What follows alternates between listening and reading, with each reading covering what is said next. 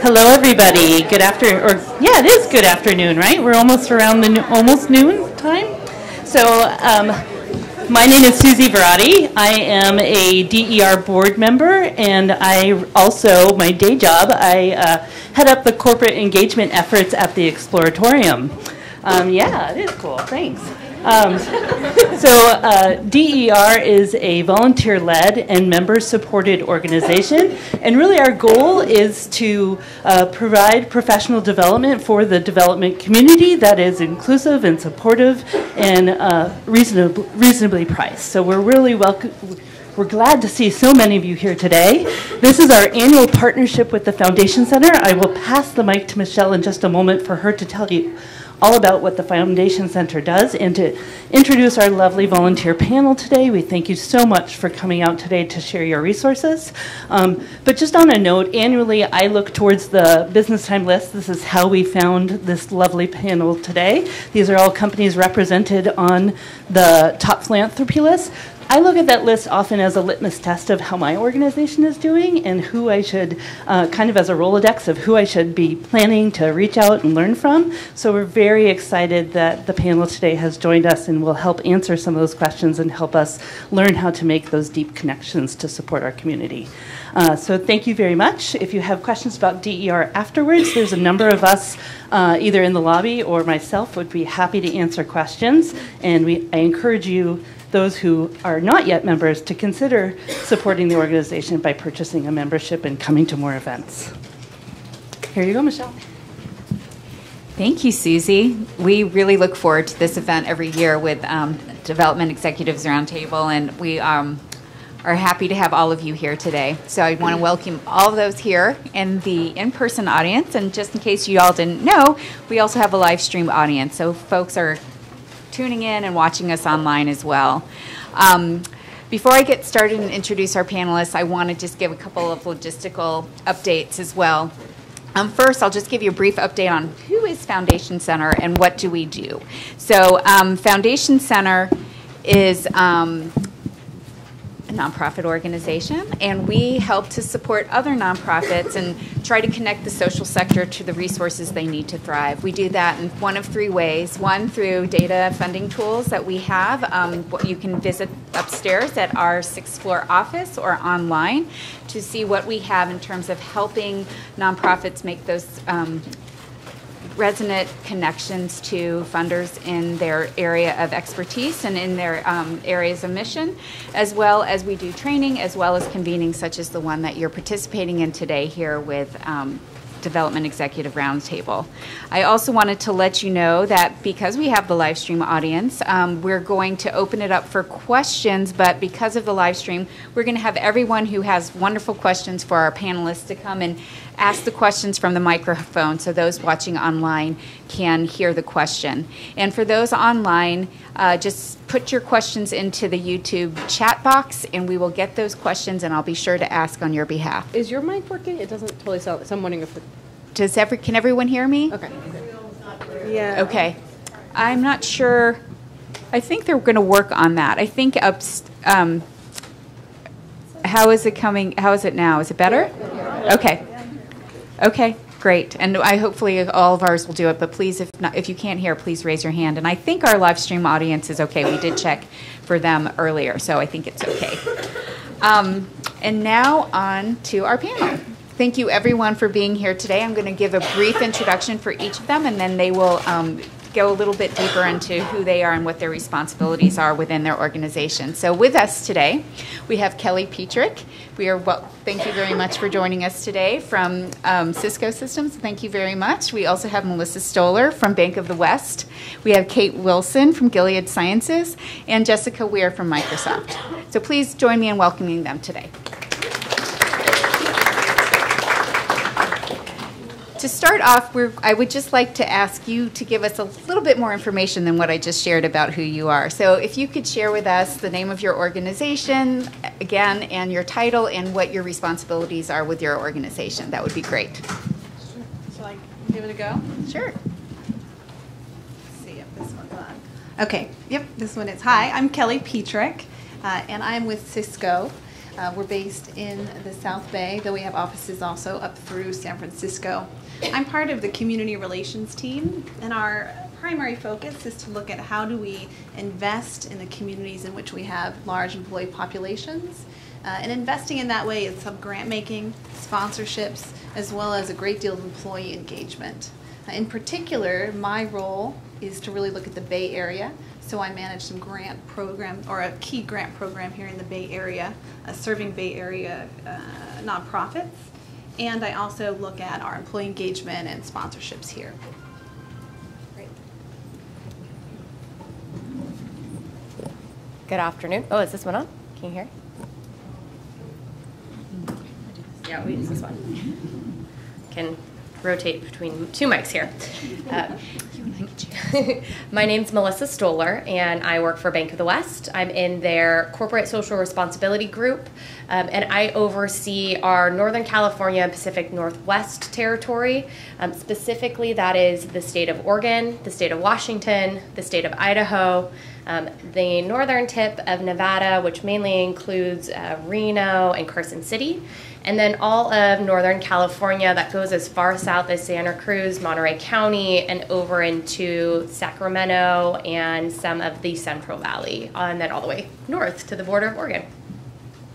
So my main responsibility within the department is I oversee our community engagement strategy, mainly corporate grant making that aligns to our priority areas, as well as engaging our business lines and tying our community engagement strategy to the strategy of our business, and then also employee engagement.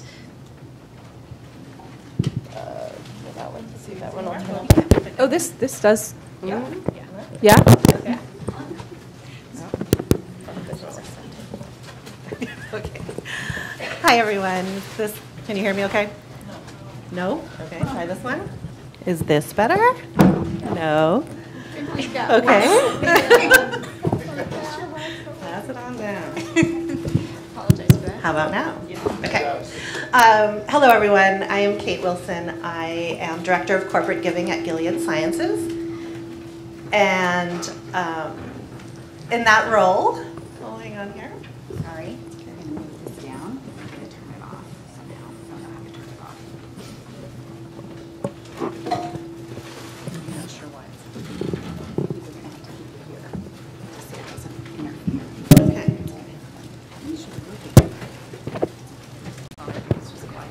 Okay, I'll start again. So Kate Wilson, Sorry. I'm with Gilead Sciences. I've been with the company for about 4 years, Director of Corporate Giving.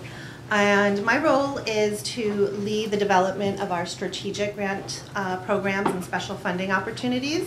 And I also oversee our grants portfolio domestically. So anything in the United States across all of our priority areas. And Gilead's mission is really to transform the care, transform and simplify the care for people living with life-threatening illnesses. So all of our priority areas will align to that mission. I don't want any part of that, Mike. Is this working? Yes. Okay, good. Good job, Mike. Hi, everybody. I'm Jessica Ware with Microsoft. I oversee our philanthropy and civic engagement in Silicon Valley, specifically San Mateo and Santa Clara counties, but I do have a counterpart here in San Francisco as well.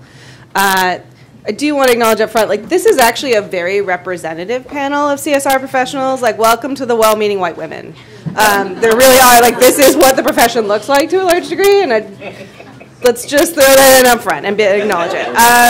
So I've been with Microsoft for 7 years. Our corporate philanthropy strategy has shifted over that time.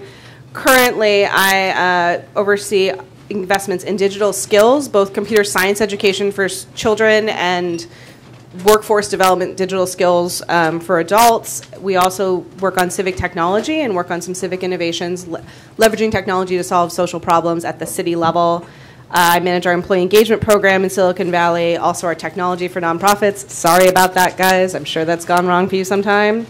We're looking a little bit at criminal justice reform, but I also do not just work with nonprofits. We work cross-sector, so I am able to make some investments in academic research and work with local government as well. So thinking all across all those sectors. And I'll also say I sleep next to a development officer, so I not only respect you, I genuinely love you. Thank you. Thank you for your work. I'm sorry we make it hard sometimes.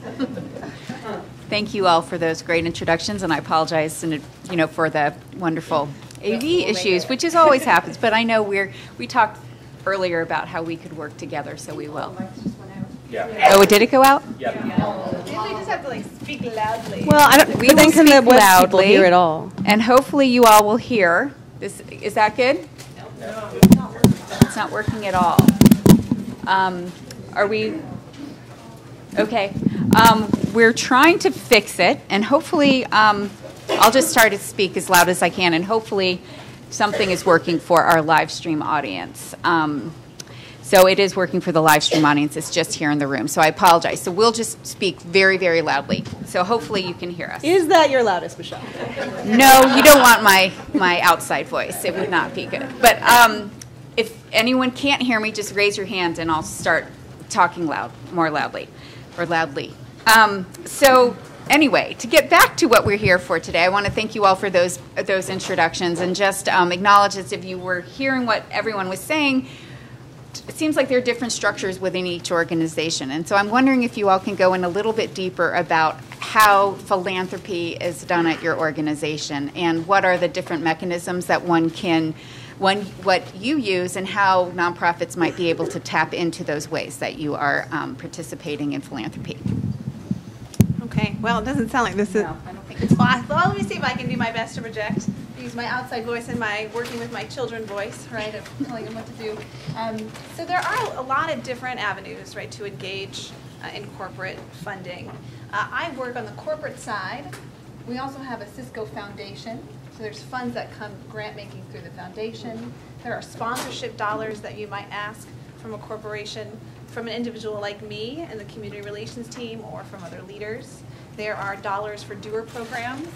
For Cisco, we have $10 per hour for volunteering. So that's another aspect of looking at volunteers. And of course, employee donations as well. And we do dollar for dollar matching up to $10,000 for that. So those are some of like the kind of core ways that you can engage. Particularly with Cisco in the Bay Area, if you're looking at grant making, we have historically run a program called Silicon Valley Impact Grants that provided small grants of about $15K to 40 nonprofits each year. However, we are retiring that program. Some of you may have received an email just in the last week about that, and we are starting a new program that will fund specifically educational success at the foundational level. So that's literacy and numeracy issues in the Bay Area, and particularly focusing on students of low income and students of color, because that's where we're seeing the largest achievement gap at those early ages. That kind of gives a little bit of a sense of a few of the different ones. And I'll pause and see if others would like to share. I'm going to ask a clarifying question too, just because I think others might have this. Can you explain the dollars for doers problem and what that $10 relates to, and how does that work? How's the volunteerism side of it work? Oh, sure. So Dollars for Doers is just kind of referencing a program in which if a Cisco employee, and I think many of my colleagues here have similar programs, and some of the large companies in the Bay Area nationally do, is when an employee volunteers with a nonprofit, they can come into our internal platform, record that they have volunteered with you, and then the Cisco Foundation, so that's our mechanism using the Cisco Foundation, will then make a match on their behalf as a donation to your organization. For us, that's $10 per hour, but I know there are some other organizations up here that have higher, and other organizations that have even higher in the Bay Area. So it can be a strategy for organizations that have volunteer opportunities to be able to accrue dollars at a large rate if you have enough volunteer opportunities. One thing I always talk to nonprofits about is ensuring that it makes sense for your organization.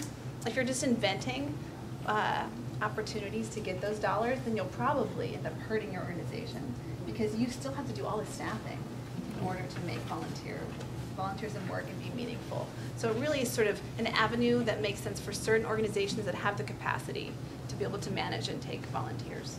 Great. I'll say one other strategy on that. City Year is very good at this. They make you pay for volunteering, and they make you pay for what it costs them. And that's sort of like maybe an industry-wide, like we all hold hands and jump in the water together on that, but that is another way to cover those costs. Thank you. I don't know if these are back on, but are they? Okay. So from Bank of the West, our philanthropic giving is driven through the CSR department. Majority of the types of programs that we're looking to fund are aligned with affordable housing, small business development, and diverse entrepreneurs, workforce development, and financial capability. We are in upcoming years exploring environmental issues and specifically addressing some of the impact that comes in low-income areas around environmental issues, but that's sort of forthcoming. And then we're also looking to develop out our program around youth and thinking about how those 4 primary areas of affordable housing, small business development, workforce development, and financial capability overlay with youth and young people. Most of our partnerships are truly partnerships. We consider ourselves a modest grant maker in the space, with our average grant size in my market being a little bit over $10,000.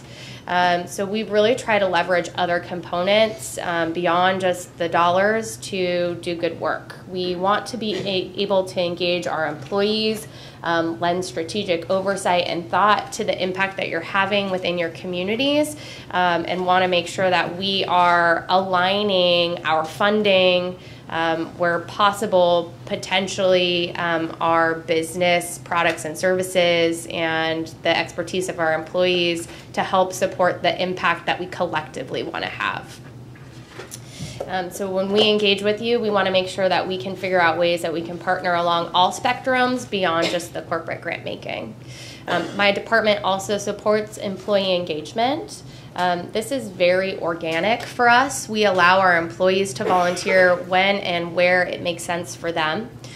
We do have a partnership with Volunteer Match. That's our internal volunteer platform, which allows our employees to connect to any nonprofit through that platform. And then we're also very strategic about creating volunteer opportunities that align specifically to financial capability, and in particular low and moderate income communities. We do 2 campaigns a year that we engage our volunteers. We also recently launched a Helping Hands program, which helps pay for the cost of putting up volunteer events that our employees can tap into. This is employee-driven. Employees go out and seek the partnerships that they would like to engage with for volunteerism that meets their personal or corporate goals, whether that be a team building activity, or an extension of volunteer engagement that they want to do as a company. They work with the nonprofit to determine the budget, and then they apply for funding that gets approved by us. We do not have a Dollars for Doers program. Probably Helping Hands program is the closest to it. We also have employee match, though, and that is a dollar for dollar match up to $1,000 annually for each employee. So those are just some of the other programs. Great, thank you. I don't know if I'll try with that again. Okay. Can everybody hear me if I really try to project, or should I try the mic again? No? We're good? Okay. At Gilead, our primary giving pathway is through our corporate path.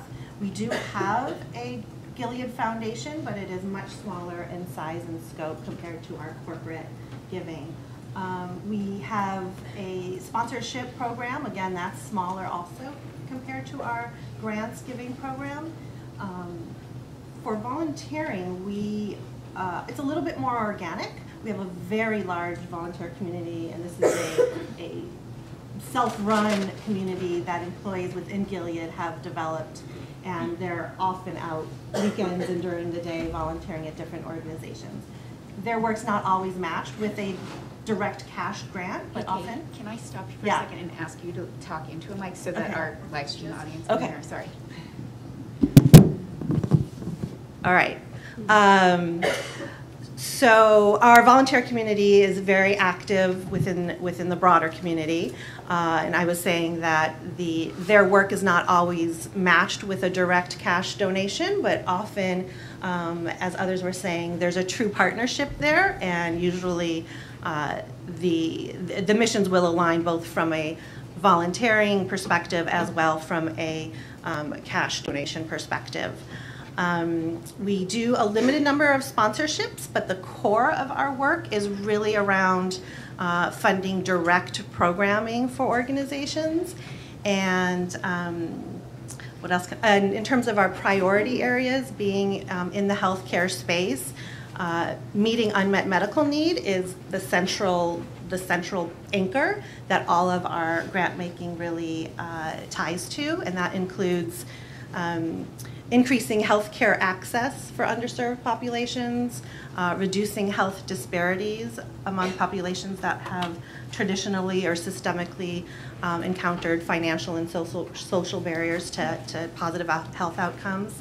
Advancing education, we provide a lot of community and patient education grants, as well as education for medical providers or other healthcare providers in the space. And lastly, we have a large grants portfolio within the broader community. So we've really taken a broader, more holistic view of what health means, and we truly believe that having healthy communities is important. So we support social services, food banks,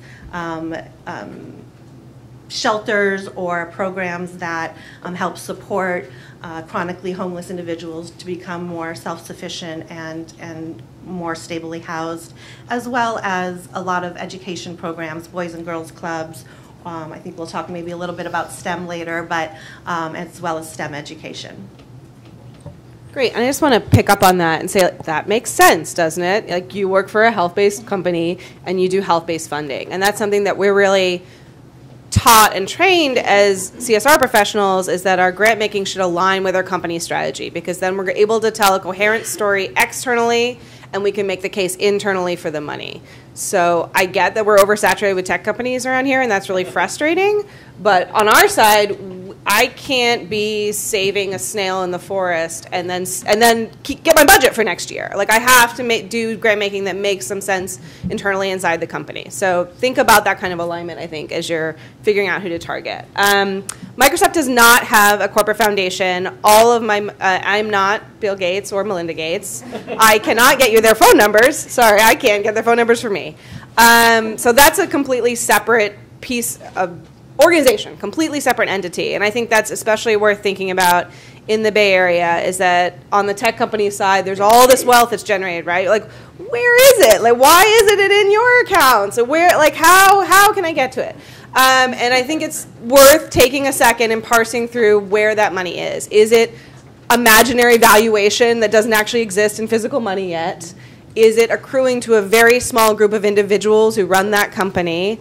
Is it start after a stock event? Is it starting to roll down so that someone who's just a VP or a director level might have much more money as an individual than you think?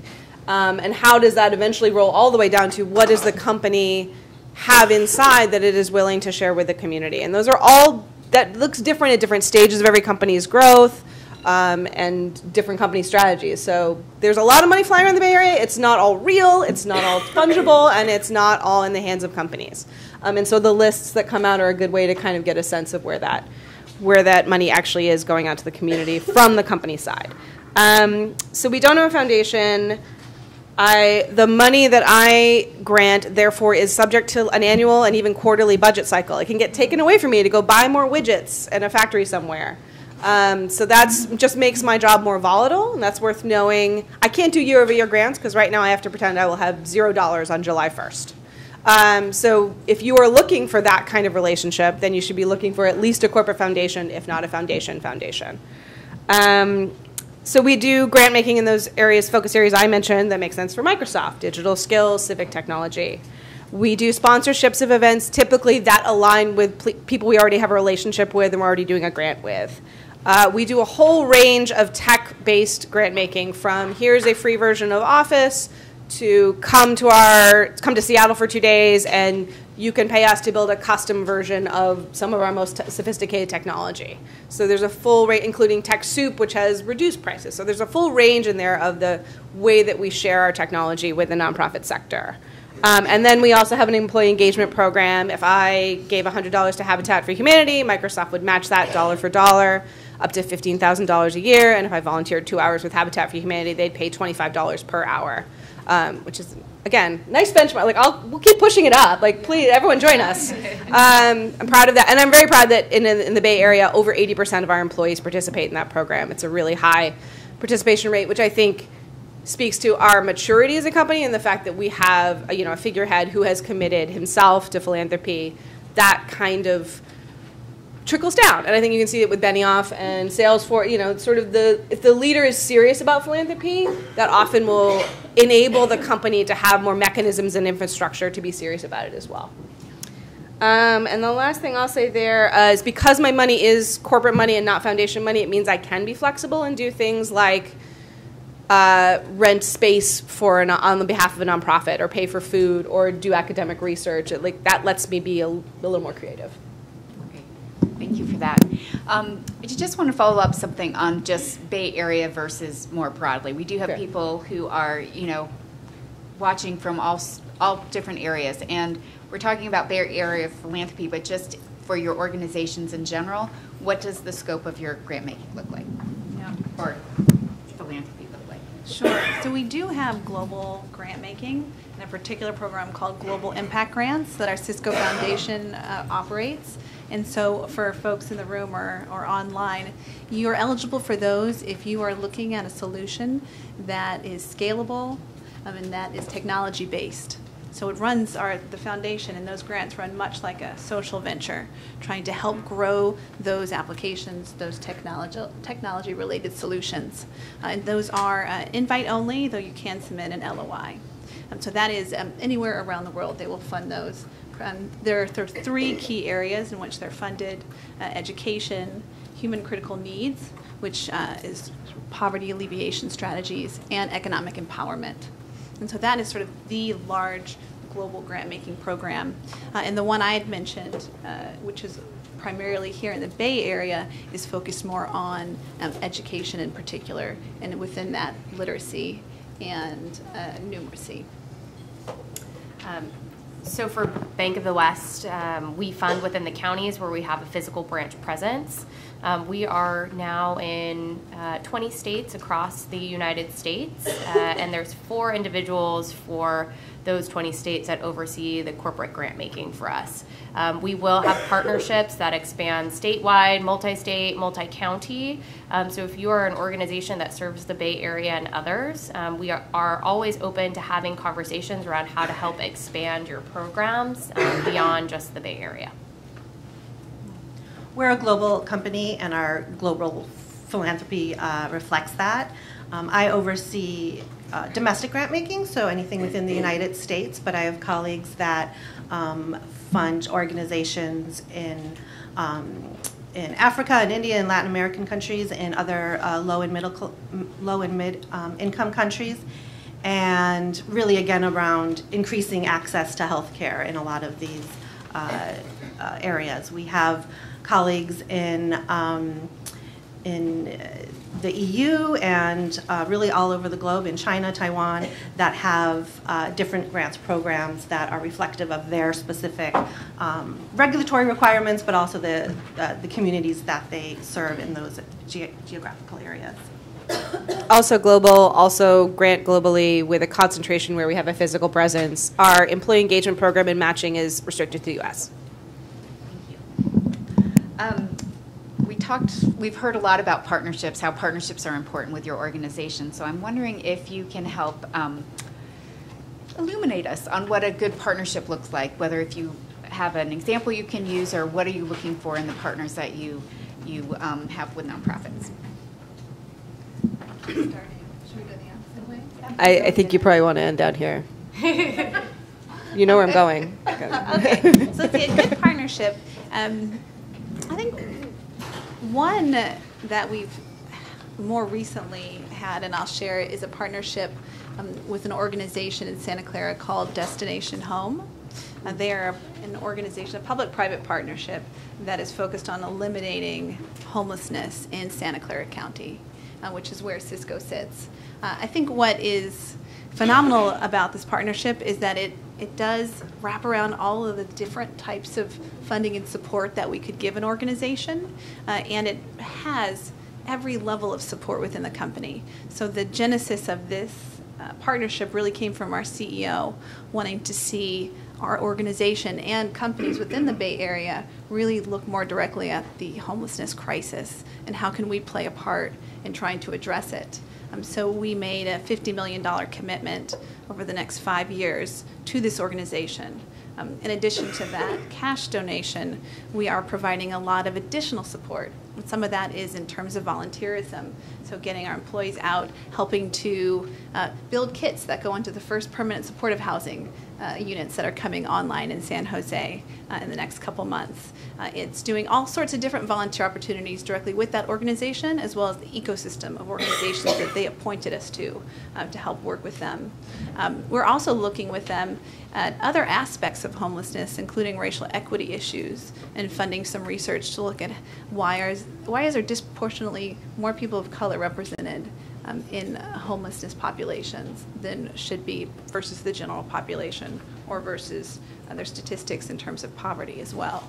So really trying to take this and bring together a whole set of resources, a whole set of minds and thoughts and passions around how we can help work on this issue and do it for the long term. So we're sort of in it for 5 years, but I think we're really in it for much longer than that. So I think that has been a really exciting partnership and one that our company has really rallied around. So I would say Bank of the West would have a very similar approach to how it develops its nonprofit relationships. We're looking for sort of multi-pronged angles that we can work with you beyond just the grant making. A couple partnerships that have really worked well, one being JVS here in San Francisco, and specifically their BankWorks program. We help support the BankWorks program, but in addition we also provide some strategic support by giving JVS insight into what Bank of the West is looking for in terms of hiring needs and those opportunities. We lend our employee base to go in and work directly with BankWorks clients, helping them navigate through the training of becoming an entry-level bank employee.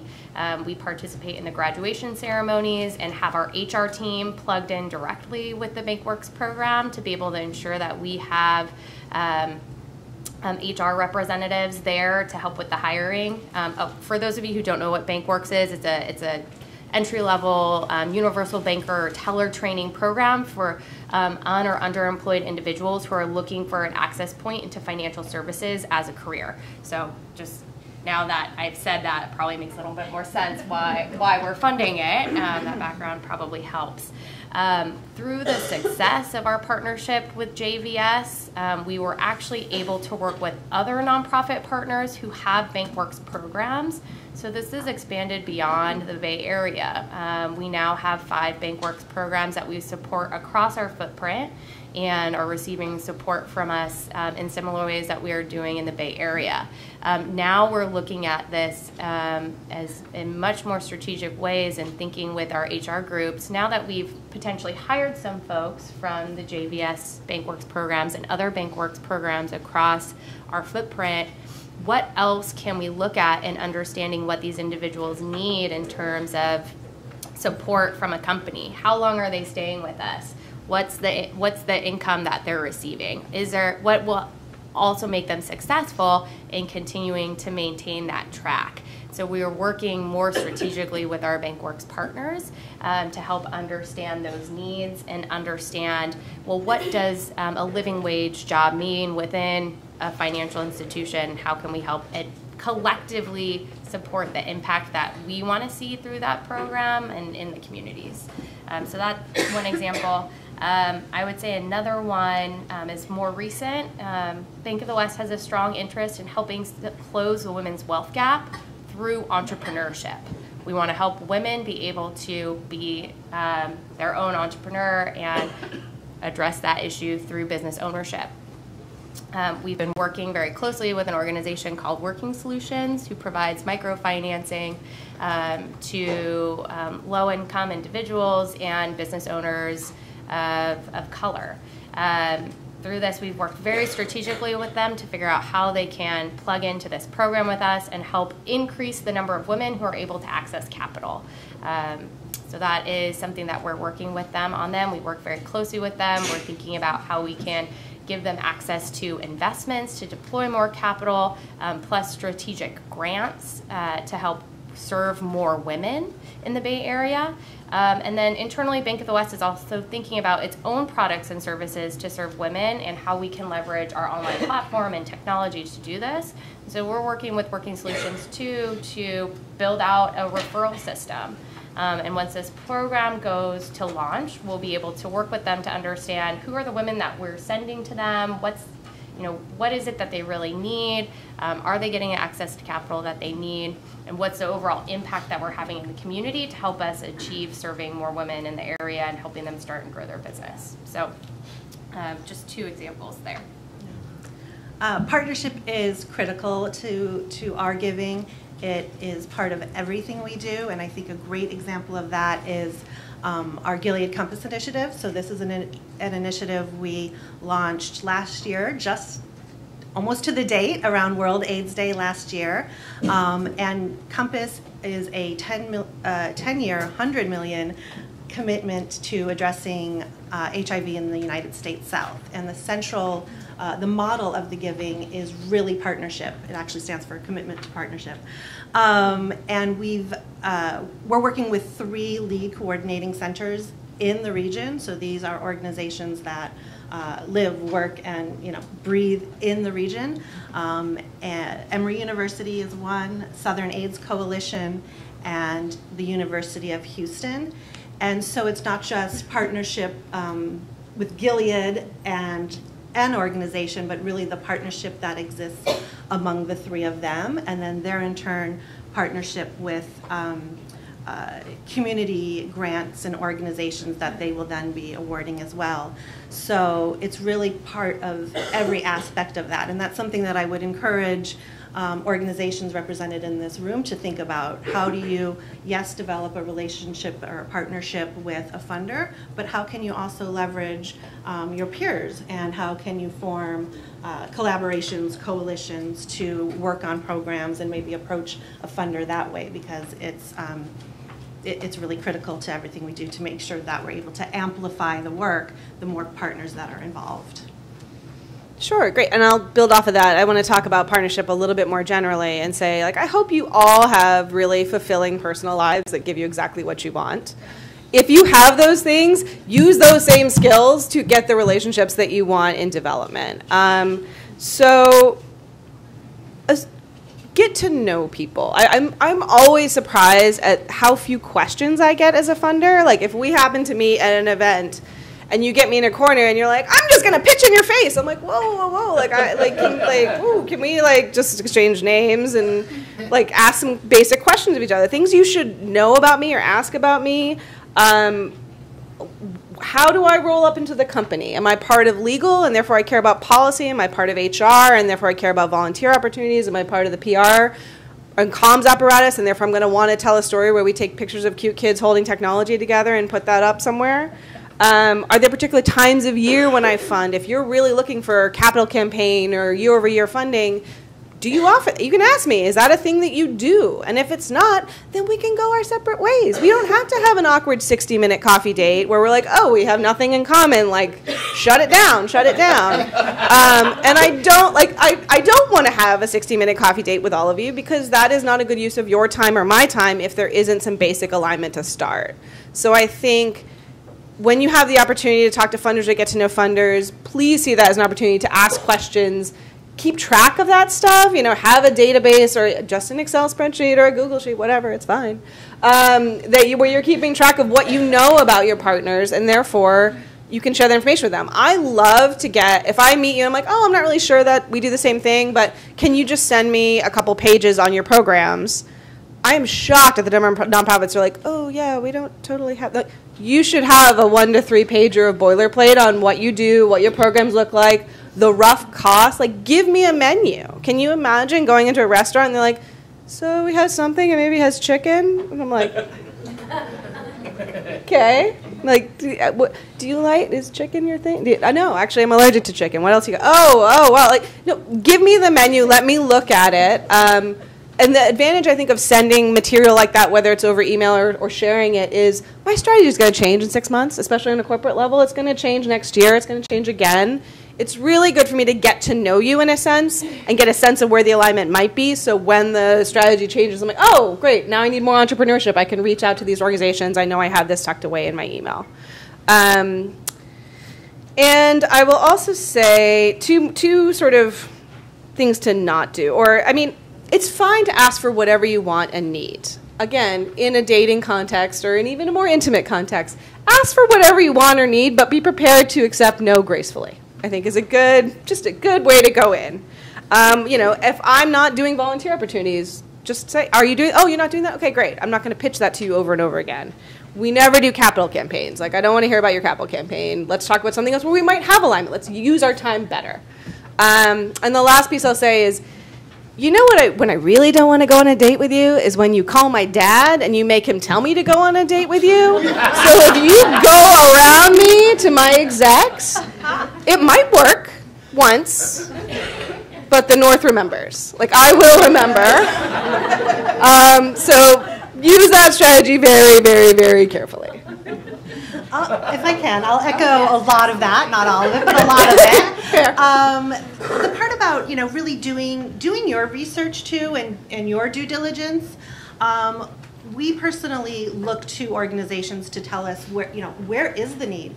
Come up with an innovative program and say, hey, this is what we have. Is this something you can support rather than what do you want to fund? It should be really driven by the organization instead of trying to develop programs to fit into some neat box that you think we have.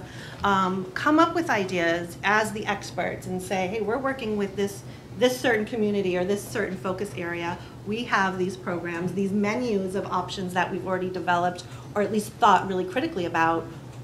What of them work for you? Where can we find that genuine alignment rather than having it be an arranged marriage, right. and get along that way. And I'll add a piece, another piece of context to that is that we are often, because our strategy changes or our leadership changes or our organization changes, we do get very excited about new and innovative things. And sometimes, like, the first graders just need to learn how to read. So I get that we put a lot of pressure on you to always be coming up with innovative programs, but I think it's fair to push back sometimes and say, like, no, we've been providing this service is needed, this is what we'll do, this is the impact we'll have in the community. We, as people, I think we all understand that. Sometimes structurally it's hard to make that case for funding that is continuous or just continues a program, but I at least say we acknowledge and see the need for that. Yeah, it doesn't have to be new, but it has to be needed. Yeah. Thank you. So I want to get more into the so many questions I have, and I want to open it up to everyone else in 5 minutes, so start thinking about your questions. But two things I'm interested in. One, Jessica, is this idea of strategy changes. So I would love to hear about that, especially, since, earlier we were talking about how the philanthropy is lining with the company itself, and so how those things do shift. So that's question number one. And number two is, as we're talking about these partnerships, if you could also just say, how do partnerships start? So I know you mentioned the LOI for one of your programs. Are you actively searching? Are you sending out RFPs? Or how are you finding your partners? And also, the idea that one came from your CEO. And so also that employment strategy. So that's all my questions in the next 5 minutes that I would love you to try to answer. But those are things that are coming to my mind. So you can start with whatever you want, but I think the strategy is an interesting one, and it's just also how do you get that foot in the door and how you find your partners. Anyone can start. You don't have to go down the lane. Oh, sure. I can start. So how strategy changes, our overarching funding priorities have been consistent for probably the last 5 years. part of our strategy, and for those of you who work with other financial institutions as corporate partners, also align under the Community Reinvestment Act. So for those of you who are looking for funding from financial institutions in particular, I recommend that you be aware of what the purpose of the Community Reinvestment Act is, and what types of engagement strategies banks might have related to that. Many of that is community development for low and moderate income communities and families. Part of our strategy aligns with our business, but it also helps support regulatory obligations as well. So we've been supporting affordable housing, small business development, workforce development, financial capability programs for a long time. What may change year over year is particular areas within those larger areas. And what our goal is to be responsive to the immediate needs of low and moderate income communities. So when we go to look at engagement strategies or shifts in our strategies within those 4 areas, we're really looking to see, well, what are up and coming trends? What's really impacting folks? What issues are related to the Bay Area around affordable housing and access to housing looks much different than what I see going on in Portland or Seattle, for example. So my partners will be different, and the types of impact that I'm looking to have will be different. With that said, too, when we think about taking on larger issue areas, we will plan these out, and think about them years in advance, and start small with that funding portfolio. As I mentioned, environmental sustainability is something that is on our radar. How we're supporting young people is something that is on our radar. So help inform us and educate us on some of those issue areas as well, but know that we will start and grow those partnerships relatively small. How we find our partners, several ways.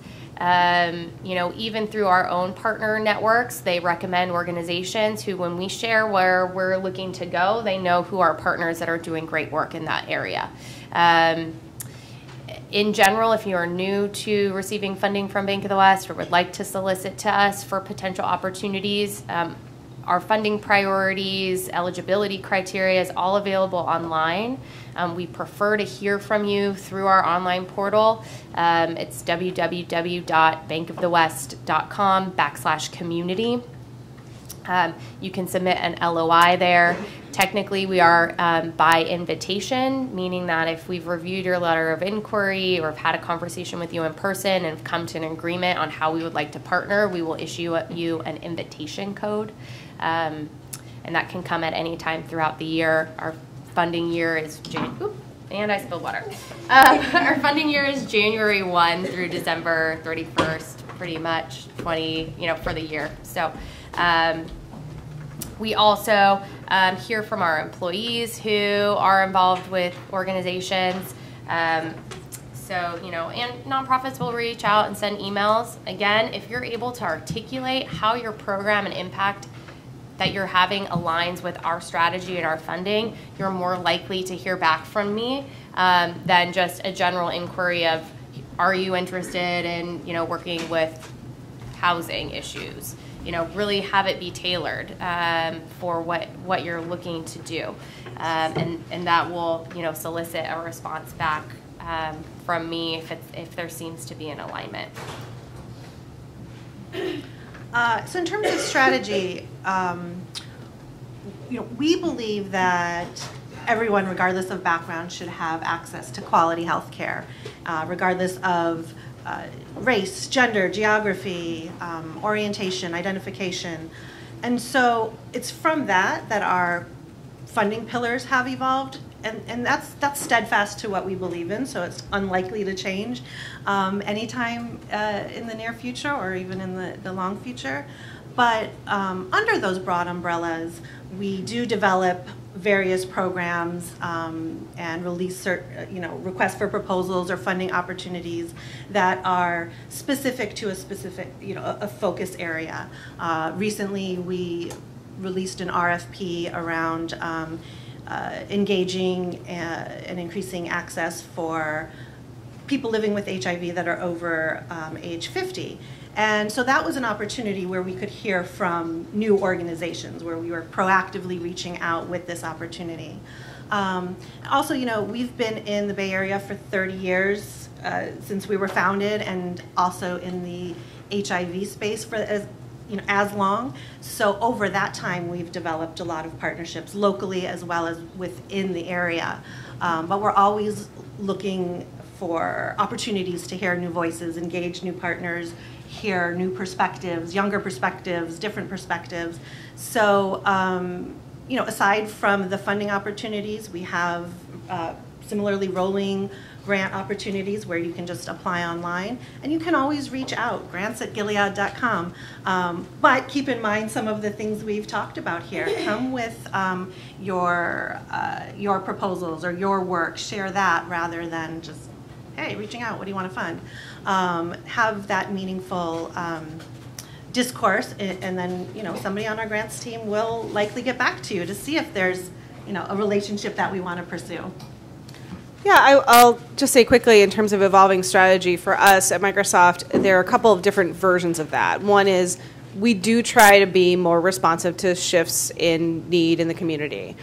So our workforce initiative focusing on building more data skills and digital skills for the overall workforce makes sense. Like, we're all going to need it. Spoiler. My grandfather was a truck driver. He didn't need to know data management, but today's truck drivers do. You know, so recognizing this is a change in the workforce, we have some capability in this area. This makes sense for us to fund or shift our funding some in this direction.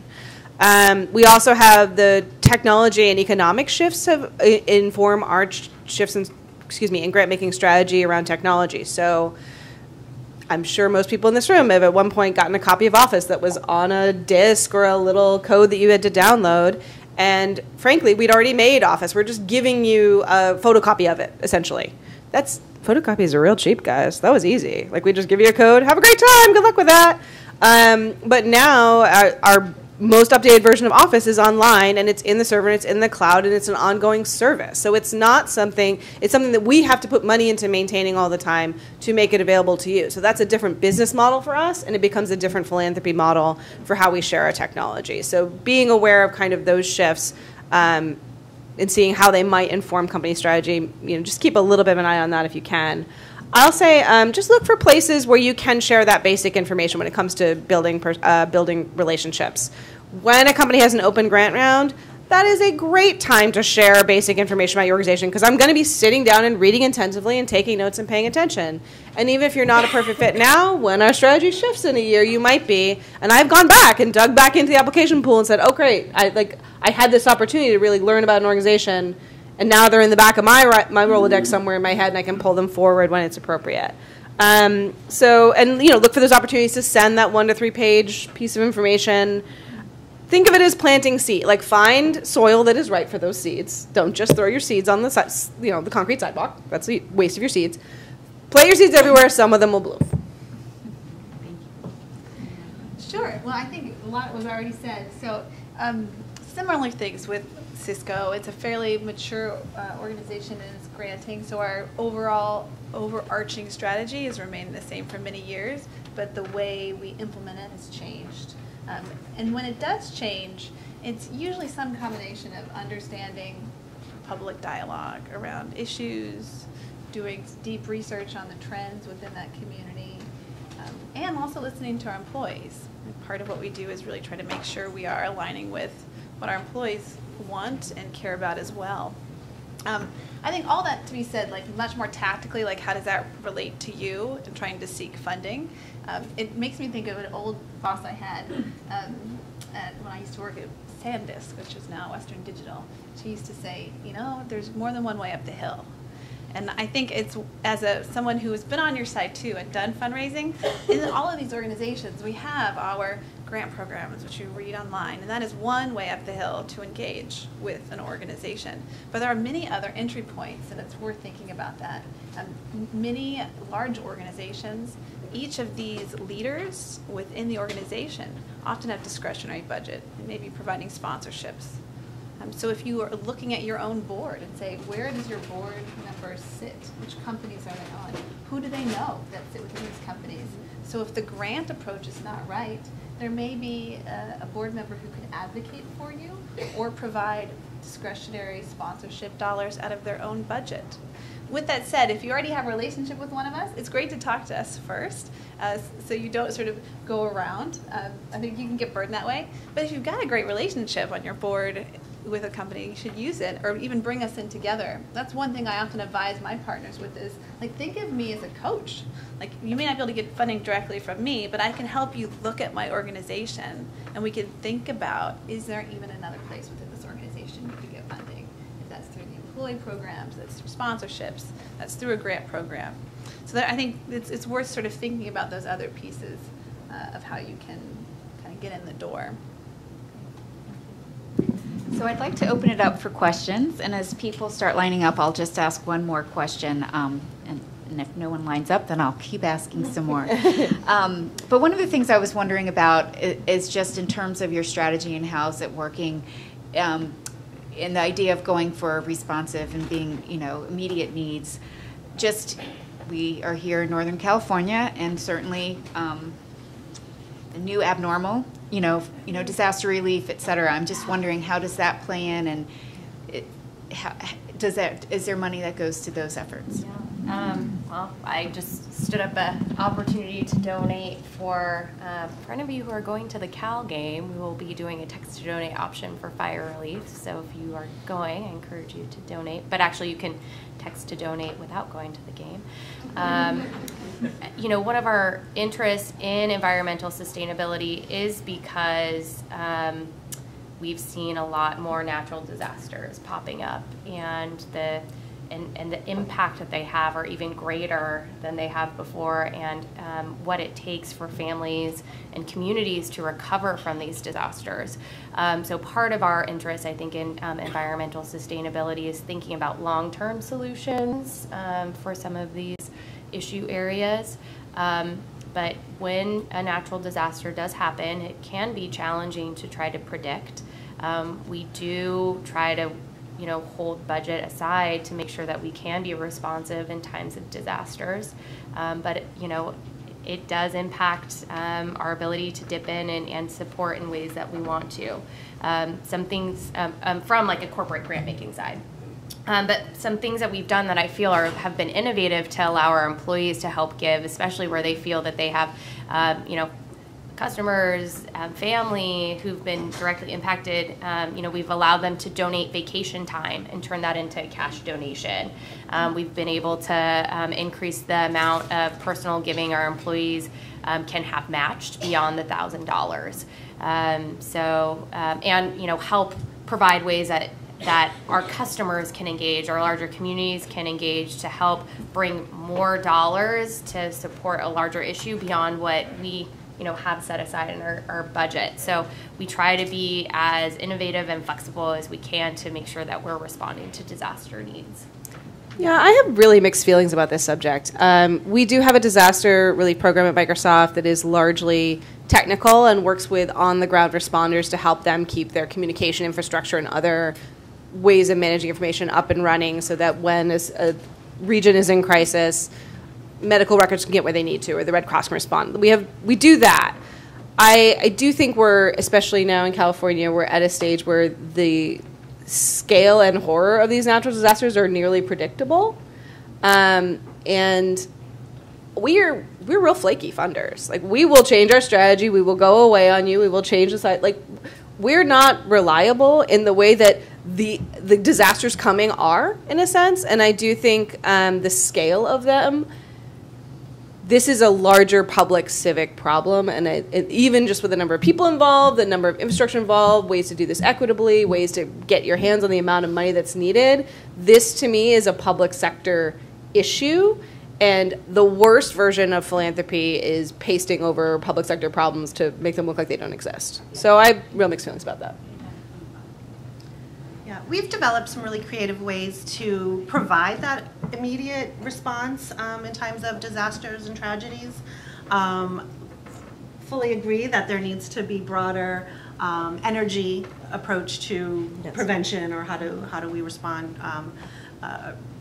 more uniformly. But we do have a fair amount of flexibility in being able to respond immediately to some of the larger tragedies. And we're also looking for creative ways to do that. So one thing we did recently in response to the recent fires were the company upped its match for the company matching program. So any dollar an employee match was matched 2 to 1. That would be specifically allocated to organizations providing relief for the fires. Similarly, so we do have programs where we deploy during disasters globally to help provide the network for first responders. During that time, we have partnerships with large disaster relief programs around the world, including the Red Cross. And so we provide donations directly to those organizations during disasters, and then provide additional volunteer match, or not volunteer, but employee contribution matching above that $10,000 every time there is a disaster. Obviously, all of that is only part of one tiny little bit of solution that we all have to work towards. That is, it's crazy. It's horrible here, and something we'll all have to work on, not only corporations, but government as well. I totally agree. It's a multi-sector issue. Thank you for that. Now, it looks like we have a couple questions, so please come forward. Is this my word? Oh, it is. Yeah. Hi, I'm Kate from Girl Scouts of Northern California, and I know that Jessica mentioned that you don't do capital campaigns, but I just wanted to hear briefly from the rest of you about how you feel about that and if that's a possibility. Yeah. I can share that for Cisco. For the grant programs, they exclude capital campaigns. I think many of the large grant programs do. If you're seeking those type of funds from an organization like Cisco, then you would be wanting to speak directly with employees and leaders for personal donations. Yeah, Bank of the West is similar. From a CSR perspective, we're trying to drive for larger community impact. So that's why we're focused in on programs. And then, working with you around capacity building versus the capital campaign. So we do not fund capital campaigns. We also prefer not to fund event sponsorships, fundraising sponsorships. We will occasionally tie it into a much larger engagement strategy. But, we're driving towards impact through our grants. So, any way that we can combine our grant funding to drive towards a particular type of impact, that's what our preference is. I would just echo that almost verbatim for Gilead. It's very similar. Yeah. Thank you. Hi, can you hear me? Peter from San Francisco AIDS Foundation. We have a wonderful relationship with Gilead, so thanks for your partnership, Kate. My question is really sort of for Kelly and for Jessica. We have a very robust volunteering program, and we get corporate groups in all the time. I would say 80% of those, if not 90%, offer $10 an hour or a matching situation for the volunteer time. And we don't see a lot of that. And I was just wondering what tactics or strategies we could recommend to the people that are championing us in the workplace about being a volunteering choice, and what tactics you've used to, I know you said 80%, which is awesome, Jessica, how you get people to do that, because we get the people in the door, and then I feel like the admin stuff at the end kind of gets forgotten. And I will say that 80% includes people who give money and time, and the percentage who give time is a lot lower than I do think there is just an annoying self-reporting aspect of this. So we do really want, I think it's right and appropriate that we respect our employees' privacy, and I don't get to know where any employee gives if they don't want to tell me. So there is and it's worth knowing which portal, because there are only about 7 of them out there that the company's using. And even to work with, say, whoever you're coordinating with on our end, to say, like, can you do a screenshot of what it looks like to search for the AIDS Foundation in Benevity, which is the portal that we use, and maybe hand that out on the way of the door, like, oh, please don't forget to match these hours. We really, really struggle with it. I mean, to be completely candid, we had a contractor for a year whose job was just to up the self-reporting, because we knew that more volunteerism was going on than was being reported, and he completely failed. After dedicating, I'm not alone. So. You're completely not alone, and it's And it does, the policy does vary. So for a long time at Microsoft, if someone in the CSR team or your admin arranged the volunteer opportunity and you went during company time, it counted as team building and wasn't eligible for a match. We've changed that now. We've loosened up those restrictions, but those will also change from company to company. Yeah. So making sure the time is eligible for a match, asking about the mechanism, asking about, is there a way we can send a follow-up email to the people who volunteered yesterday, so when they're back at their desk tomorrow, they'll see it and be like, oh yeah, I can go on the portal. We're even considering trying to get people to do it in real time at the end of the activity. Like if we can get iPads or something to try and get people to do it, because it's... The portals they're getting better. They're universally pretty rotten, and they don't work well on mobile, or you have to be on the corporate network to log it. That's a great idea. It may or may not work, just depending on the technology. And I'd share one thing, because this is a big issue that we have too, and I speak with a lot of nonprofits about it that we work with. They are losing some of those funds because people aren't processing it. Very tactically, we say choose one team leader to do the upload for the entire team, because if you expect each individual to do it, it's just not going to happen. People get busy, they forget the portal, just whatever, they don't do it. And then I think other bigger issue that I've been speaking with a few of our core partners, and I think Jessica, you already mentioned, is I think it's worth looking at your models and charging, or considering charging. I think there's some fear of, will we still get volunteers? But if you are engaging a team from a corporation, they usually have funds available. And if they don't, then they need to start projecting and putting that in their budget to have it. Because I think we have this model that you should be hosting all of our employees for free because we're helping you and it's such a great benefit to you. But the reality is I know it costs a lot of money and resources for you to provide a great volunteer experience. And we should be communicating that as an experience that you're providing, and you should be charging some amount, even if it's minimal, that shows and reflects that value. And I can think of one organization, I won't share names, that has been struggling with financial solvency because they've had so many volunteers and it provided a great experience, but it's all been free. And I think that's something, as organizations move forward, they'll need to start thinking about it, so you're not depending on, I hope this person remembers to process that match. I want you to get both, yeah. And I think it's, oops, sorry, I lost my train of thought for a second there. Nope, it's gone. Yeah, I mean, to that point, that's why Bank of the West launched its Helping Hands program to help support the nonprofits to do these corporate events for our corporate team. We know that whether it's part of your current model that you charge for a corporate event, or that you're working with someone and we know that you have to order lunches, you have to do volunteer time. On average, we'll consider a $5,000 grant purely for the purpose of helping put on that event. That's where it gets tricky for an employee education component, because they want to make a donation to support the young people, but we really want it to be cost driven for you. What does it cost for the materials? What it costs for your time to stand up the event? So, if you happen to get a conversation from a Bank of the West employee looking to do a corporate event, be aware they have access to funding. So.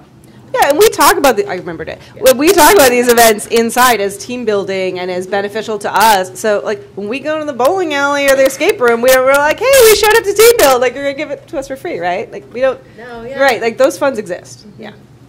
We see more success with that, with the one-off donation for people volunteering, than we do with the redemption of the $10 or whatever it is for the time.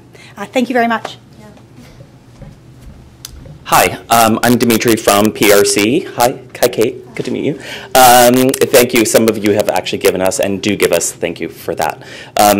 My question is about the transitions that we've gone through. We started as a $4 million traditional HIV service organization just a few years ago. We've undergone a series of mergers and now serve people living with HIV, mental health, and substance use issues to try to make things a little bit more holistic for the clients in need.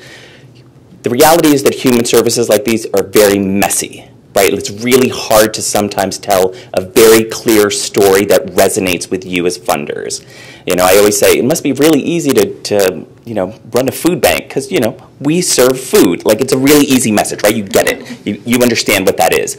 Our services are completely all over the place, and where I feel like we miss the mark sometimes, even with some of you on the panel, We stabilize lives and eventually get people to a place where they can go back to work. We have a workforce development program.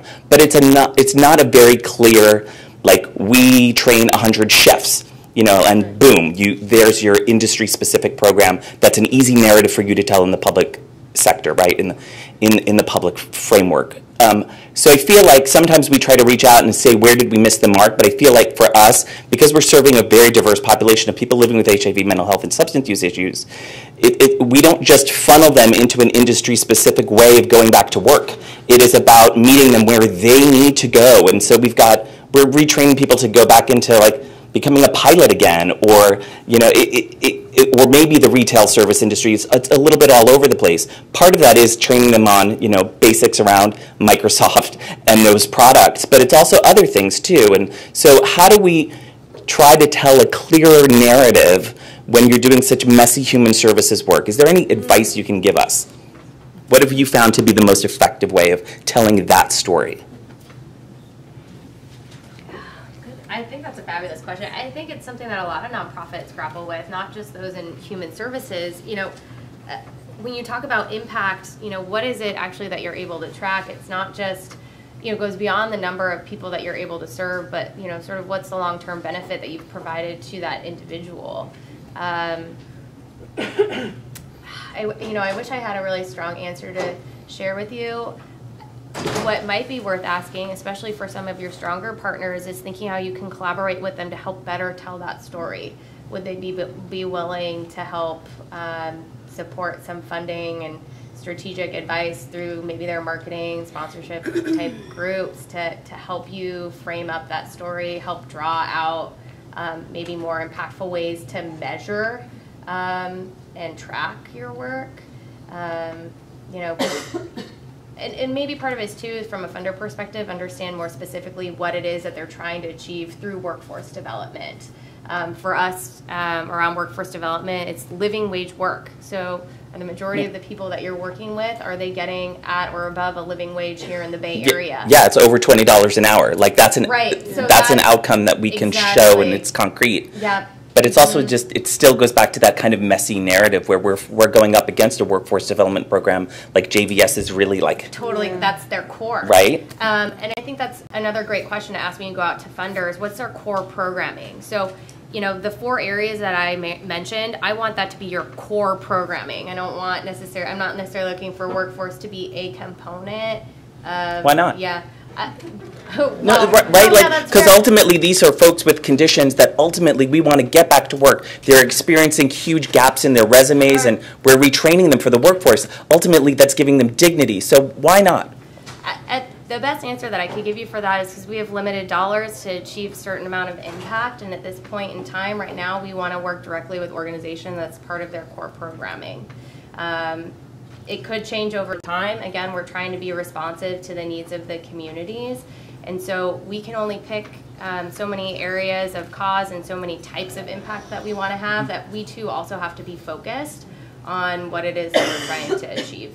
And there are 4 of us up here. We're representing 4 perspectives. There are many, many more. I will say a couple of concrete responses to your questions. One is, I think sometimes it's very basic, like human psychology, but one way to capture the messiness of human situations is to tell a human story. Yeah. And I'm sure you have this, like 2 or 3 non-exploitive, like fully consented clients of yours who say, like, let's tell your story. Let's tell, like, the different interventions you need at different times and how we offer this full menu for people.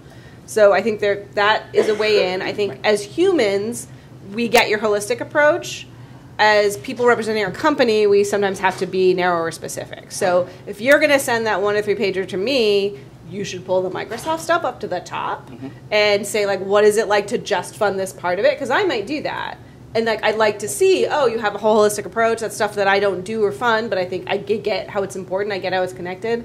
I can fund this piece. I'm not going to fund mental health services. It's just no way. Yeah, so thinking about it that way. In general, I would say the health and human services issues in the Bay Area, it's very hard to find the corporate funding for it, and because we're trying to align with what we do, right? Like, we're not all Gilead. Dimitri, I'm happy to talk with you. And I will say also, some of you in the work, some of the most important work you're doing is preventative. And like I can't, and that's hard when we're focused on metrics and impact and we have to measure and be able to ladder that up. It's really hard to say, like, I'm pretty sure Girl Scouts of America are going to keep girls from dropping out of STEM. But, like, we're never going to measure that at all or for 20 years or whatever. So that, I'm just pointing at that. I'm not solving that. Thank you. I'm going to pause right here and just ask a question on behalf of the live stream audience. And I just want everyone to know it's 5 till 1. But we started late, so we will go later. So we'll get to all of your questions and then no one else can stand up. So the question that I have from the live stream audience was, we've been talking a lot about volunteer opportunities and how to get engaged. Can you explain or give us advice on how one can engage with you on the volunteer side? Is there any strategies if we wanted to come and try to get your volunteers working? So from my, where I sit, where majority of my work is focused around 2 volunteer campaigns, one in the spring, one in the fall, focused around financial education. So if you're willing to have a large group of Bank of the West employees come in and teach financial education, you can reach out to me and I'm happy to coordinate. Otherwise, we have a network of what I call volunteer champions internally, and I do promote opportunities for them to then decide on their own if they want to. Like I also mentioned, we use Volunteer Match. So if you're active on Volunteer Match, our employees can go find you. It's very organic. We allow our employees to volunteer when and how they feel it aligns with what they want to do. And so Volunteer Match for us in that way has been very helpful. So yes, if you want to do financial education, you can work with me directly. Otherwise, I usually funnel them out. But hey, you know, it would be nice to hear a menu. Yeah. I want a menu again. Because in 2 months, an admin is going to come to me and say, I want to do a team building exercise. And I'm going to be like, oh, great, cool. What do I have? So being able to say, like, for a single person, extended period of time, single person, short period of time, small group, large group, one day, this is roughly what it looks like, this is roughly the cost. Like, you have that information in your head. So if I see you randomly at an event and you tell me about it and it's not the right time, then we don't go anywhere. But if I have that information when there's energy about that in the company, then I can go back and reach for it. Yeah, and so we do a lot of volunteerism. We're trying to reach a goal of 80% of our employees globally volunteering each year. We're not there yet. We're at about 40%. So we got to double it. So we could use lots of volunteerism. We have a very formal policy to try to encourage volunteerism, where we offer every employee 5 days off per year to volunteer. So it's VTO in addition to your kind of PTO time. And so we have a portal where employees can find opportunities. It's pulled through Volunteer Match. We also can put up volunteer opportunities within that portal on your behalf. We send out newsletters. We're sort of doing all sorts of things. So how do you kind of engage that initially? Is there's a member of the team who focuses on volunteer engagement, and I'd be happy to connect you to them if you feel like you might have an opportunity you'd like to share. We do have a couple thousand employees based in San Francisco, and then we have about 14,000 or so in the South Bay. So will be more people who might be available in the South Bay, but still I'm happy to work to see if we can connect you with volunteers in San Francisco as well. Yeah, I'll just add, our volunteer program is very organic as well. Feel free to reach out and I can put you in touch with the internal champions that really drive that community. We do have volunteer programs that are led by each of our employee resource groups, and for the last 2 years we've had a week of service over the summer where we have chosen 5 organizations that a group of employees would go to volunteer, and those were also matched with cash donations. But it is a bit more organic, so happy to follow up individually after. Hi, I'm Claire. I'm from SEVA Foundation, which is an international eye care organization. And so one of the stumbling blocks I have found with reaching out to both corporate and foundation partners is that we do international work, and a lot of these companies are local or interested in things, funding areas in the United States. So as far as the initial relationship building, what do you recommend as far as that first step, I know you kind of talked about the initial, reaching out, but strategies to make sure that I don't want to waste anybody's time, but I also don't want to miss opportunities. So what do you recommend? I know you had said the menu, but like as far as just a blind, very first touch, I've heard of doing cold calls, I've heard of emailing, but I guess I just want to be authentic and not waste anybody's time, but also really pursue these opportunities and see if it is a match. Well, I can speak just very directly to that in terms of like Cisco's approach there. If you are looking for a global grant, we do global grants, is I would just start with the website. Yeah. We have a lot of information that's very specific about what is eligible. Right. And if you fit within that, you will be able to fill out a little quiz that just sort of helps you see, and then it will invite you to submit a That's great, concept because or an sometimes LOI. there's times when it's like, I'm not sure if this is us, but I don't Yeah. know if I should really reach out to them or not. Yeah, and I think, So- and that's not always like the like a comforting way to say, well, go look at my website. But I Right. think there are a number of, at least these larger funders, where we do put that criteria up. And when it's coming in the foundation, it is not, it's a very straightforward and somewhat black and white process in which one of us or myself doesn't have a lot of influence over it. This is the process. Do you fit the criteria? The Board of Trustees will review and accept these proposals. And so in that way, looking and making sure you fit, and if you're a good fit, then definitely apply. I would say another would be if you have a board member or other employee connections at that company, that can be a nice way to just start a conversation. That's great. I think sometimes the cold calling can work, but I think one of the challenges is that we get many of those. So just to be really frank, No, it's I get true. more than I can respond to, Yeah, right. and I don't ever want to leave anyone hanging. So if you've emailed me and I haven't responded, I'm sorry. You can always, I think rule of 3, try it at least 3 times, just in case somehow I missed it.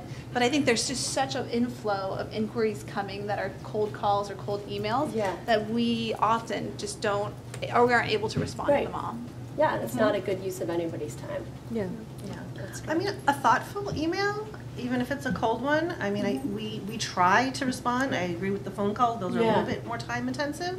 But an email that's put forward a thoughtful and question, and you can even say, hey, if this isn't a fit for Gilead, do you know other funders in the space? You're in the healthcare space. Do you know somebody else I might be able to speak to? And chances are we do, and maybe you'll get there. Yeah. And I would say one way to winnow the list is to really try to ask where the global grant making decisions are made. So some of ours are made in Redmond, in Seattle headquarters. Some are made out in the field globally. We're over 100,000 people, and I wish everyone would just do what I said in the company, but that is not really not the case at all. So my ability to influence is really minimal there. So you should, but if you were talking to a company where the global decision making is local and that's a relationship you can build, that is more likely to bear fruit for you. That's great. And we don't give globally, so. I'm going to just also give a plug for coming to visit us at Foundation Center and using our tools upstairs for the Foundation Directory online. Thanks. Hi, my name is Melanie, and I'm from Children's Health Council in the South Bay. Thank you for having this panel. Really appreciate it.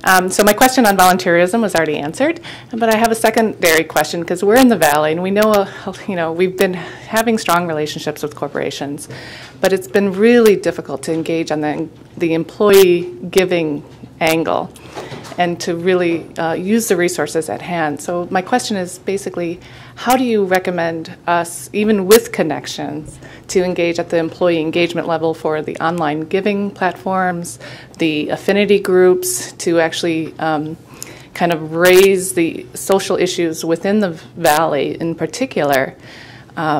How do we coalesce in the affinity groups to either take action or work with us on many different fronts? We specialize in child mental wellness and education, learning differences, and there's a lot that we can offer corporations and parents, but we struggle with how to connect even with the relationships we have. And for me, I think that goes back a little bit to the question of employee privacy. So I'm not in the business of knowing where my employees give, and I'm not in the business of telling them where to give. Certainly have opinions. Again, I do not have control over these 100,000 people yet. So a couple of strategies for you. I would say of the personal requests I get as a human to donate to places, not in my role, I would say maybe 10% of them say, like, please check if you, corporate match. Is a corporate match available? Is this the platform? Like, check here for the list of companies that do that. So I think always including that in your development materials is a good reminder to people. Right.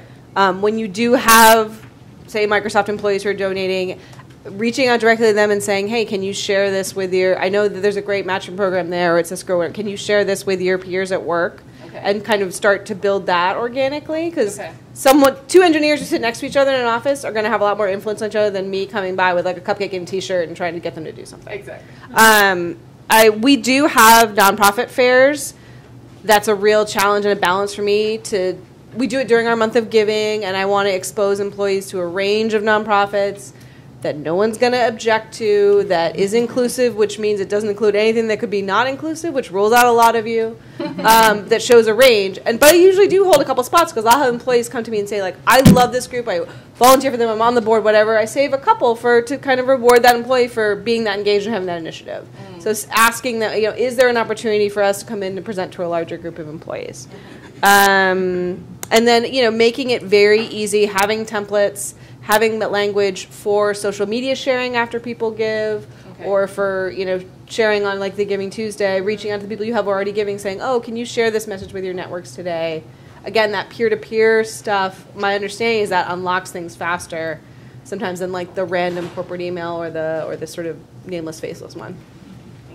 And I'd say I think there's been a trend over the last 5 or so years of going from a place where a lot of corporations highlighted just certain organizations for their employees to donate to an employee choice model, where now we offer thousands of organizations that are match eligible, and we don't necessarily raise up certain ones as much, which means more organizations are getting funds, but maybe less. And it's a little bit harder to figure out, well, how do I get in and get a spotlight? And I think that is happening. I think that at this point it's like a field operation, right? If you having to make connections with individuals, employees who are passionate about what you're doing, and a board member or again a leader who's passionate, so that they can engage their peers. The affinity groups are the same way, and finding one that has a direct link to your issue. I think if you're trying to sell them on your work, it's going to be a lot harder. Right. It's just, you almost got to just only target the ones that clearly care about these issues, and then I would not waste too much of your resources on the other ones. And I'll say affinity groups really vary corporation to corporation. Sometimes they have grant making capabilities, or they have that kind of formal structure. Sometimes they are strictly HR vehicles, and they're about recruitment, retainment, and building inclusion. And so different versions of that will be more or less successful for you. Thank you. Last question. Okay. Hi, I'm Maya from the Health Trust, also in the South Bay. This is a question for Kelly. You mentioned that Cisco has both the corporate arm and also the foundation arm, and I was hoping you could just give a little bit more information about how those mechanisms work, either together or if they're completely separate in terms of the different funding opportunities. Yeah, for the most part, that's like behind the curtain that we don't really publicize it that much, because I think as someone who's looking into the company, it probably doesn't matter that much. For us, most of our grant making comes out of the foundation. So things like the Global Impact Grants Program or the Community Impact Grant Program that I mentioned here, that's now literacy and numeracy focused. A lot of the more flexible funding, as mentioned, comes out of the corporate side. So that can just be an interesting strategic thought for you of if asking for sponsorships, asking for the employee engagement and team engagement, because it just doesn't marketing have dollars. The marketing dollars. Because those funds are less rigid in the way they're given out. And those can be very small at some companies, or they can be enormous, and they're very discretionary. And so, you sort of want to work both. You want to look at those formal grant programs, and you want to apply to those if they make sense. And then you want to be cultivating relationships with members of teams on CSR, but leaders at these organizations who might be able to leverage that discretionary corporate set of funds. And I think that's a great like first date question to ask. And we often do not put this explicitly in writing or put it on websites, partly because it will change or it will fluctuate or it just boxes us into a corner the way we don't want to talk about. But as a human one-to-one, like we're usually pretty happy to. I wish I could be more transparent about everything all the time in the information that we share publicly, but usually, certainly one-on-one, we're able to at least explain how this process works or how these parts of the company interact. That's a fair question to ask. Well, thank you all for your patience with the AV and also for staying 10 minutes longer since we started 10 minutes later. I hope that you all will help me thank our wonderful panelists for all the wonderful information and the transparency they provided. Thank you all, and the meeting is over. Thank you on behalf of PER. This is great.